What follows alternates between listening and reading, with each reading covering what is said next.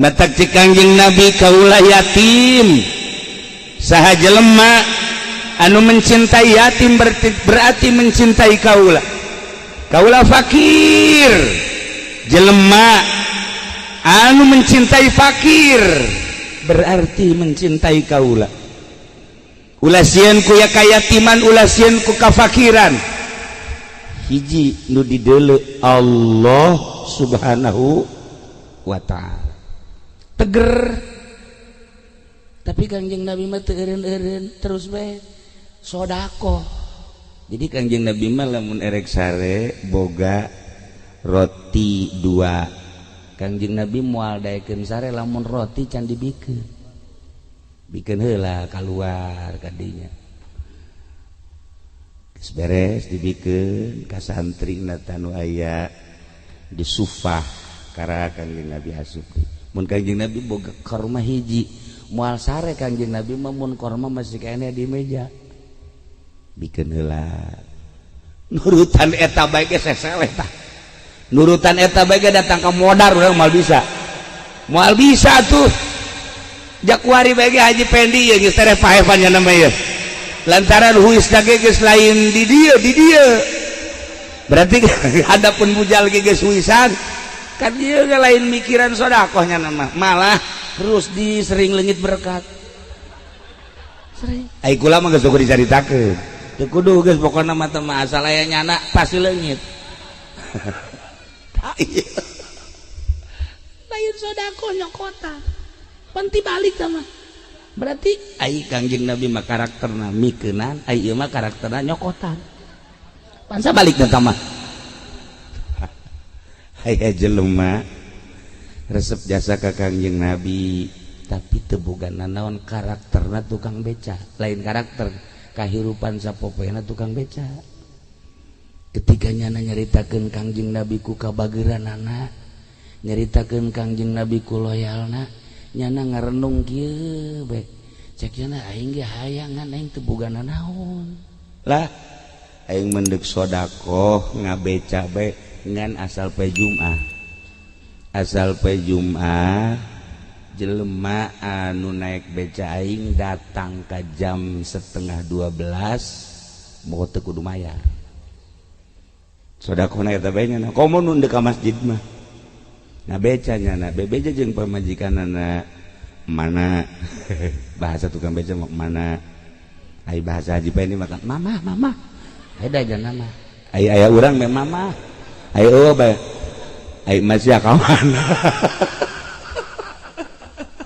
deres masih mah atuh deres masih mah malam teu semakin teu masih sia bae nya nah mana naon bapana ka tukang beca ieu ieu mah kieu ieu poe Jumaah ieu mun ngabeca ulang harapkeun duitnya sebab urang kan teu sedekah teu boga duit ieu mah deuk sedekah tanaga bae ting kaluar datang ka 11:30 ka masjid nah ieu sahan ka masjid sarua teu kudu mayar heuh tuh masalah cenah kaluar jare jam 8 asal poe Jumaah bae asal poe Jumaah geus pokona dek ka mana tah teu kudu mayar ka nyana gratis datang ka heraneun anu naik beca ge asal dek dibayar Jumat asal dek dibayar bae ku tukang sayur Jumat gratis atuh si Mbak mah nungguan poe Jumat bae si Mbak nungguan poe Jumat bae geus tadi lakukeun kunyana asal Jumat gratis kabeneran aya nu teu nyahoun bos masjid berangkat ke masjid dibayar kunyana berapa mas gratis pak jangan sombong beca gratis bos enggak pak saya mah asal Jumat gratis pak pokoknya tenaga saya dari pagi sampai Jumat gratis buat sedekah aja kamu ngebeca aja sombong berek kunyana tuh ambil 100.000 enggak pak bikin deh mun Haji Masuri atuh minta tambahnya nama atuh duit masjid ge kurus di bea bergaini. Nah eta kaget teh bos, kaget cek bos teh coba ke Jumat hari, coba ke yang Jumat hari di Cirian bener itu gratis. Jumat hari naik deh nya beca masjid yana geus siapkeun duit 500.000 coba cek yana gratis teh bener teh sampai masjid berapa Pak? Gratis Pak, Jumat saya gratis. Yang bener kamu, pokoknya saya mah siapa aja hari Jumat yang naik beca saya, orang fakir, orang miskin, orang besar, pejabat, bos sekalipun gratis. Keluarkan menyana hitung di hari penyana 1 2 3 4 5 500.000. Aji peni ge osok tak kitu tah. Percis aji peni sok kitu tah. 1 2 3 4 5 6 7 8 9 10 kan 1 juta tah. Nu dicokot tungtung hiji tah. Tolol jasa teh budak. Teh nipu goblok. Pinternya apa? Pinter nipu. Eta pernah anu nyarekan lik mere di Jakarta jeung ya. Tanpa main makan kieu bae. Ditunggunya bener sih 2.000-an mah, tapi kan ngeunaheun ka deuleuhna bener teh. 1 2 3 4 5 6 7 8 9 10 cak anu menta-menta gede oge ieu kan. Berarti 10 kali 2 sabaraha? Ya, cokot punyana hiji set nih.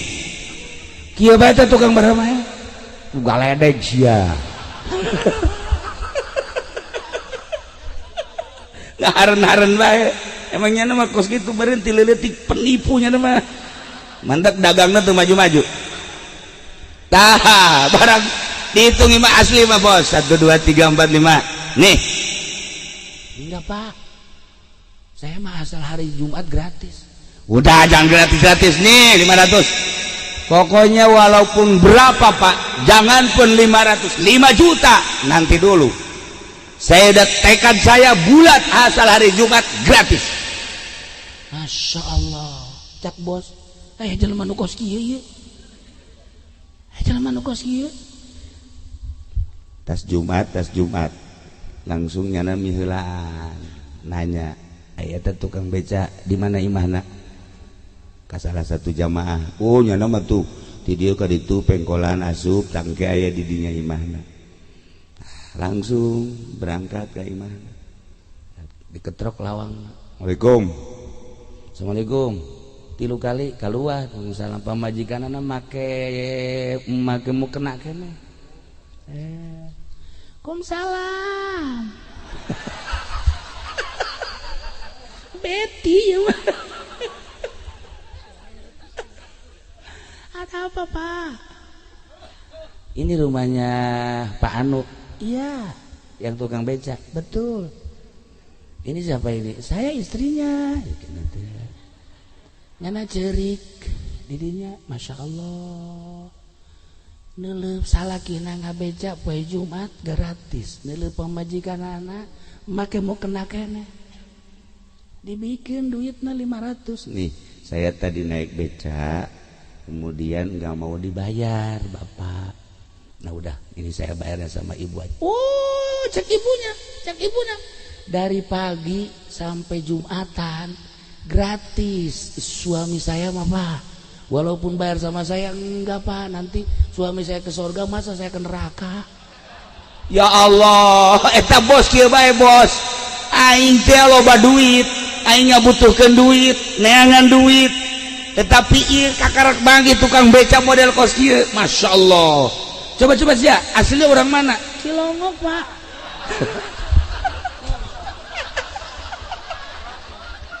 Siapa? Dasar hasud jangan mah.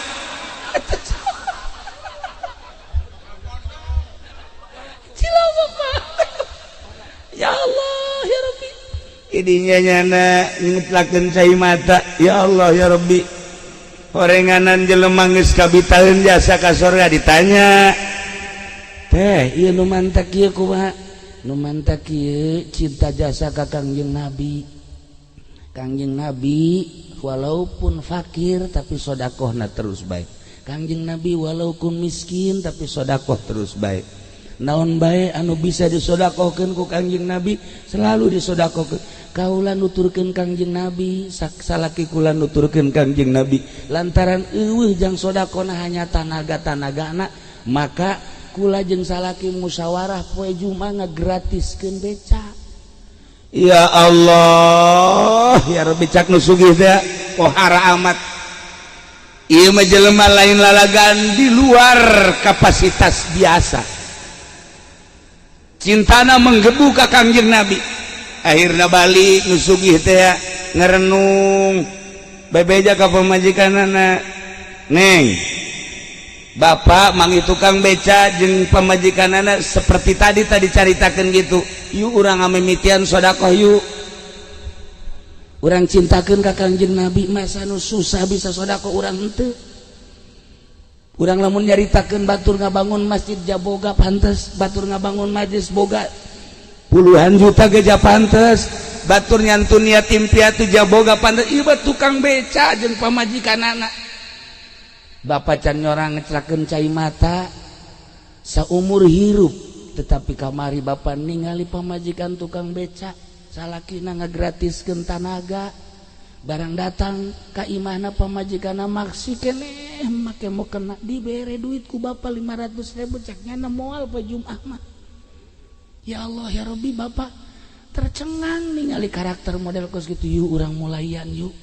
Hayu Pak tuh ceknya cintakeun urang ka Kangjeng Nabi. Ya Allah ya Rabbi, disorot ku sinar Kangjeng Nabi kasorot. Ieu urang lamun lain aya sinar Kangjeng Nabi jang moal daek diuk di dieu atuh moal daek diuk di dieu.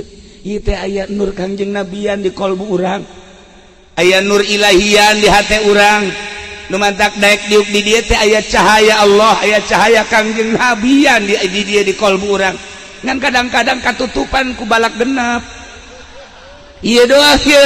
Tadi di bandara, wow, eta Haji Peni kikian we. Naon tual tuher ieu teu kaharti ku gorenganan urang Amerika susuna beude. Eta Masya Allah karim. Kula ge lamun teu mau sorban mah meureun dideulekeun ngan sorban make sorban api-api bae ieu. Ngan rada diintip we jahe gede tuh. Ya Allah, eta bener teh urang Amerika luwis dia eta mah. Luwis disusul ke orang Pakistan lah luwis barang turun di Cina teh Cina kasisian Haji Rusdi nya nangis ge bareng kotok tuh mulus jasa caknya nah. Berarti jarak nyahun meureun normalnya. Geus kasimpulan nama eta nu sugih pasini jeung pamajikanana. Kak geus kieu bae lah tuh eta tukang beca teh urang mana? Haju urang ka Mekahkeun. Coba urang tanya. Ji, bener oge. Ih pamajikanana ji nurut teh. Ih beneran kan? Boga pamajikan teh mongkos tukang beca tadi kan kebeneran akur dah. Ieu nu sugih ge boga pamajikan geunaheun tak kadangina. Pan aya jelema. Iya, Neng, urang boga duit 10 juta ka masjid kan 9 juta yuk. Nanaonan.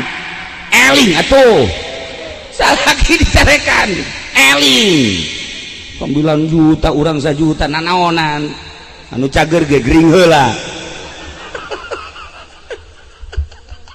Eta majikan kamu Masya Allah aya teu ngamuk.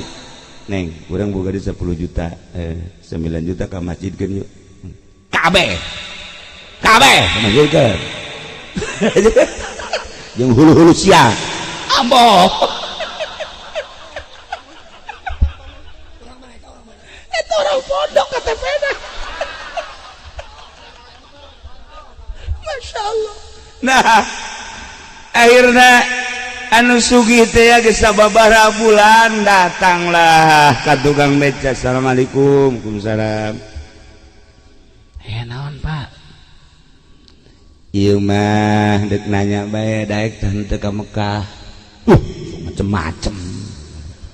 Ente mah deuk nanya daek teu ka Mekah. Atuh deuk ditawaran ka Mekah mah saru teu daek. Aju maksud bapak naon? Bapak deuk ngamekahkeun ieu bapak jeung emakna jeung pamajikan. Ah, sok kitu bapak mah. oh gitu. Ya bunga-bunga tapi maksudnya kaget beneran ini mah cek pandanganna beneran jatuh akhirnya dikamakakeun mah Masya Allah berarti kula bakal kapanggih jeung Kangjeng Nabi ku cintana ka Kangjeng Nabi dibawa berarti kula bakal kapanggih jeung Kangjeng Nabi bahagia amat guys karena KTP na langsung didaftarkeun alhasil nyana diberangkatkeun ka Mekah kuno sugih. Nah iya berkat cinta ka Kangjeng Nabi yang celing di hati persep jasa ka Kangjeng Nabi kemudian nyana berangkat sodakona ku cinta ka Kangjeng Nabi ujung-ujungnya coba ge eta mah kos inget ka dongeng kieu aya jelema jore jasa beungeut na lalaki ye asal nanya awewe ngambalieun asal nanya awewe ngambalieun nyana ge ngaca ieu beungeut aing beungeut perang ieu mah sakena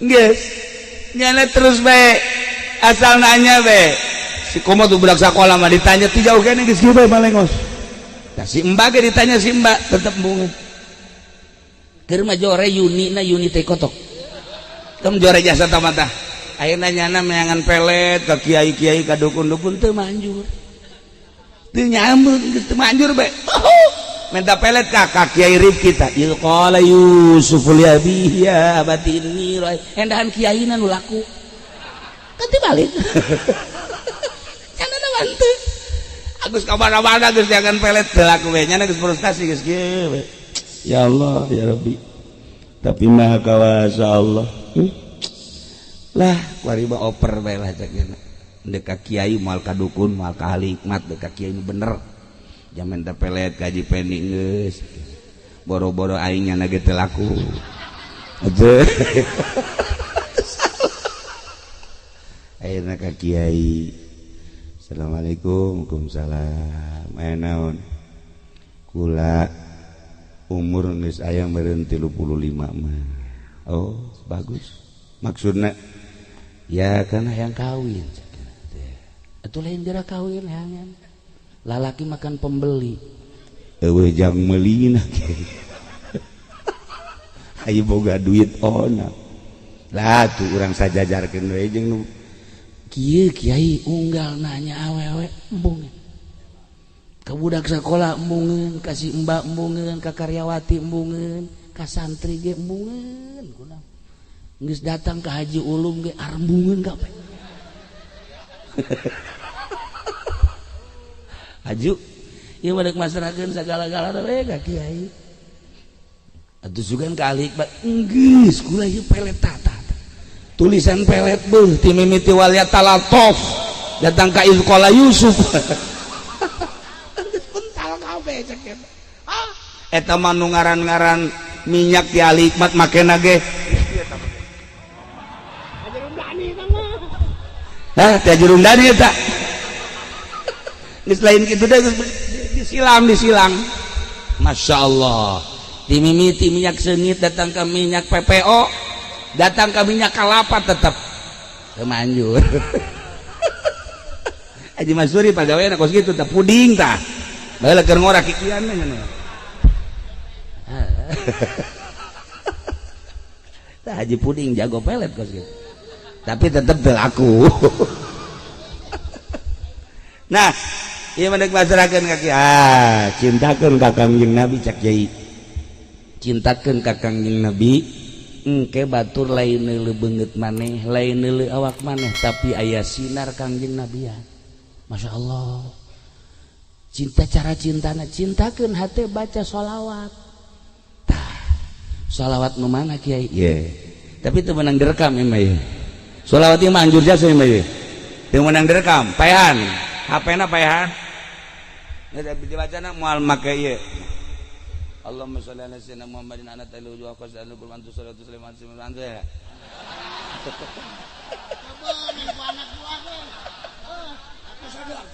aduh itu mah pelet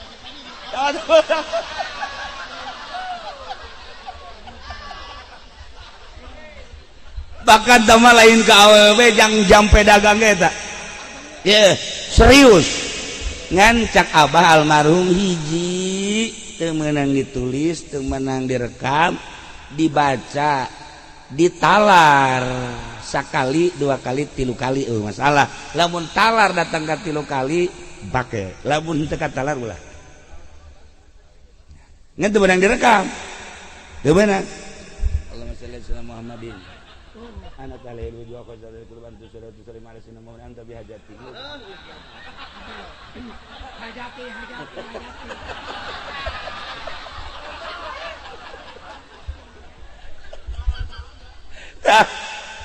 nah ya akhirnya aku jana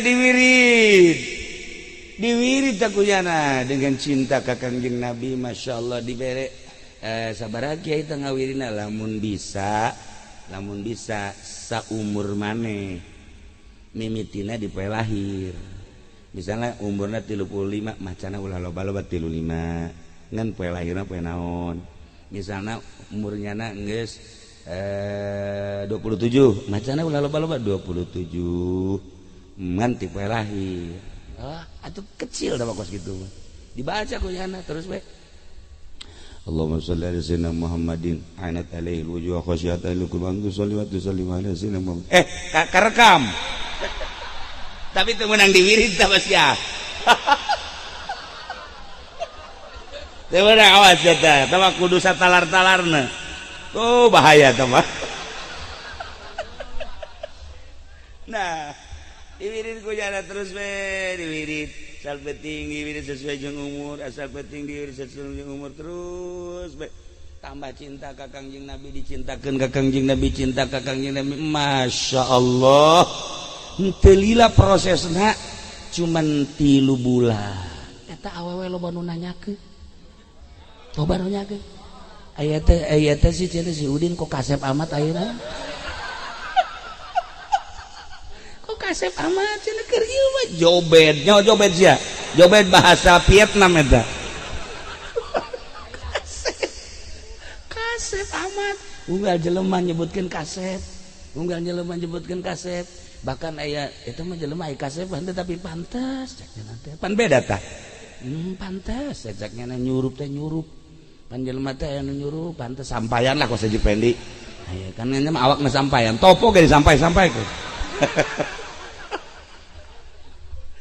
kesimpulan nama alhamdulillah lo bandar sepen ya akhirnya naon gitu nggak ngalamar kawe jadi tak eta sholawat modalnya cinta ka Kangjeng Nabi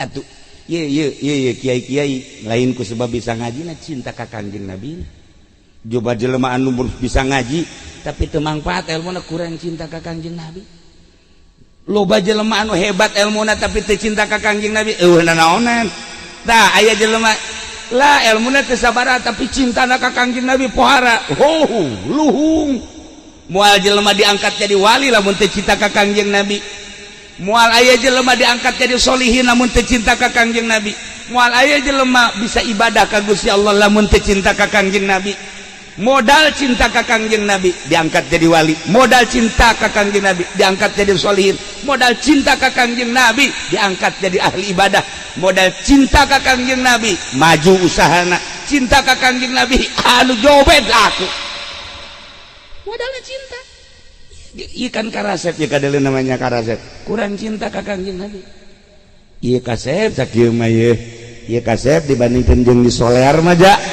atuh sakieu mah kasep tapi kurang cinta ka Kangjeng Nabi ya kos kieu ya mantap betah aja di Cilongok cekna ngaji kunaon datang ka ngendong-ngendong ai di imah dicarekan bae cenah kurang cinta ka Kangjeng Nabi cintakeun geura ka Kangjeng Nabi nah inilah tadi jelema susah cinta ka Kangjeng Nabi bisa ka Mekah jalan mati mana bae ieu jelema jore cinta ka Kangjeng Nabi laku bahkan awewe ribut perebutkeun nyana ribut kaget sih kunaon ribut bah eta teh perebut anu jore tadi horenganan lain jorena aya sinar Kangjeng Nabi ya Masya Allah karim nah ila Kangjeng Nabi teh lahir ke alam dunia geus teu boga bapa 5 tahun ibuna maot 6 tahun ibuna maot 7 tahun Kangjeng Nabi lantaran ibuna teu aya diurus ku Abdul Muthalib akina. Setahun kemudian maut, dilangsungkan pengurusan Abi Thalib. Masya Allah karim, mamang teruslah sampai umur 9 tahun sampai umur 10 tahun Kangjeng Nabi ilu perang. Umur 10 tahun Kangjeng Nabi geus milu perang. Harabul Fujar ngaranna, antara kelompok yang kelompok. Kangjeng Nabi di barisan depan. Muhammad, maneh kunaon ieu milu perang? Kula mah lain perang nanaon deuk ngadamekeun. Lantaran kelompok ieu jeung kelompok ieu masih kene aya darah, tetapi ieu ku gara-gara masalah saeutik kula tampil di hareup, maksudna supaya ulah terjadi peperangan. Leutik kene 10 tahun geus bisa ngadamekeun antara kelompok. Urang mah urang leutik kene geus banci kelompok. Gara-gara main gundu, lain budak anu ribut, kolot jeung kolot. Main gundu doang, masya Allah. Di pondok keur gede jasa huru hara, urusan lalayangan, anak haji peni, nyana ribut. Pan eta mah tolol bin goblok tah batu. Urusan poleca, gundu, layangan kudu jadi bapa nu ribut. Masya Allah karim. Nah, Kangjeng Nabi 10 tahun ngadamekeun kelompok. Ya Allah ya Rabb, Gusti Allah geus diciptakeun seperti eta. Umur 11 tahun Kangjeng Nabi geus katingali tampil setelah perang mulai aya tanda-tanda kedewasaan leuwih ti batur. Ya Allah, di mana leuwih ti baturna? Ketika batur kane klub, ketika batur kabar, ketika batur nyanyi-nyanyi, Kangjeng Nabi cuma senyum-senyum. Pernah Kangjeng Nabi diajak ku babaturanana, yuk urang nyanyi-nyanyi di ditu. Kangjeng Nabi milu. Lantaran Kangjeng Nabi kan manusia biasa, suarana Kangjeng Nabi bagus. Kemudian penampilan Kangjeng Nabi luar biasa, dek diorbitkan Kangjeng Nabi. Milu. Setelah di perjalanan Kangjeng Nabi kapanasan, ku Gusti Allah dibere tunduh. Teu kuat Kangjeng Nabi, akhirnya babaturanana diteruskan tidak ada itu terus kayak kula menyusul baik. Kangjeng Nabi calik di batu dengan tuduhan luar biasa, rep sare diamankan ku Kangjeng Nabi ku Gusti Allah. Di tengah-tengah terik matahari dibutuhkan ku babaturanana lantaran Kangjeng Nabi suarana bagus, penampilanana hebat, ketingali kedewasaanana, tapi diamankan ku Gusti Allah. Di tengah-tengah terik matahari di batu Kangjeng Nabi sare. Coba eta Allah maha kawasa ngamankeun Kangjeng Nabi lain di kamar, ngamankeun Kangjeng Nabi lain di bawah pohon, tapi di luhur batu. Mata kekare di pengamanan Gusti Allah mah ulah aneh. Lamun orang nyaritakeun Islam di Indonesia hebat teu aneh, di Malaysia hebat teu aneh, di Saudi Arabia teu aneh, tapi justru di Amerika tumbuh wari Islam. Ieu kan satu keanehan. Ulah aneh. Lamun urang kuari di Saudi Arabia kukula geus dibahas sabaraha minggu ka tukang bahwa Saudi Arabia bakal dirubah tina Wahabi menjadi Sunni. 200 pangeran tangkap, 6 pangeran tembak Salman lantaran dek dirubah dengan bahasa korupsi. Tetapi lain eta aya penelitian ti Raja Salman setelah ke Indonesia. Hikmah kunjungan ke Indonesia lain sembarangan. Panjang kukula pun diceritakan tentang kunjungan ke Indonesia dan kunjungan-kunjungan ke negara lain sehingga merubah negara. Tina Wahabi dek jadikan Sunni. Kuari di Mekah aya maulidan. Matak lamun di Indonesia aya anu ngabidahkeun, aya anu ngawahabikeun. Ieu katinggalan di Mekah ge kuari Sunni. Di Madinah tadi kamari muludan. Masya Allah, biasa ya Nabi salam. Kaji peni ge geus kieu bae, urang ka ditu yeuh naon? Berkat dah gede meureun. Tidak ka berkat bae cenah mah. Masya Allah, dasar orek koros. Es lain cinta. Main kuluhum bae. Tahun 12, umur 12 tahun Kangjeng Nabi katingali luar biasa. Di antara keistimewaan Kangjeng Nabi katingali ku masyarakat sebab Kangjeng Nabi kan ngangon embe. Ditalingakeun ku kabehan kumaha eta embe ku Kangjeng Nabi dipangitikan ke berangkat ketika aya anu leuleus embe ku Kangjeng Nabi diais lamun aya embe anu pincrang ku Kangjeng Nabi diais masyaallah kari eueuh hiji nabi nu teu ngangon embe eueuh hiji nabi seluruh nabi kabeh ngangon embe mantap kula ge alhamdulillah ngangon embe kula bahkan jeung kebo tambah Kangjeng Nabi mun teu eleh Kangjeng Nabi ge kugul